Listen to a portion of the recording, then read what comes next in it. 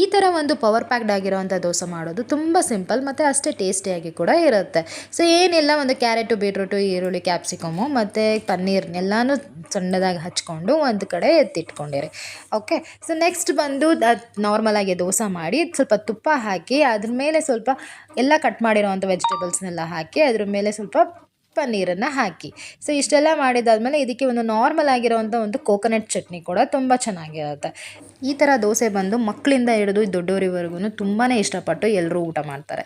So ಇನ್ನೊಂದು ವಿಷಯ ಹೇಳಬೇಕು ಏನಂತಂದರೆ, ನಾನಿವತ್ತು ಸಿಂಗಲ್ ಡೇನಲ್ಲಿ 7,000 ರುಪೀಸ್ನ ಅರ್ನಿಂಗ್ ಮಾಡಿದ್ದೀನಿ. ಸೊ ನಾನಿವತ್ತು ಒಂದೇ ದಿನದಲ್ಲಿ 7,000 ನಾನು ದುಡ್ದಿರೋದ್ರಿಂದ ಈ ಒಂದು ಗೌರ್ಮೆಂಟ್ ರಿಜಿಸ್ಟರ್ಡ್ ಕಂಪನಿ ನನಗೆ ತುಂಬ ಒಂದು ಹೆಲ್ಪ್ಫುಲ್ ಆಗಿದೆ.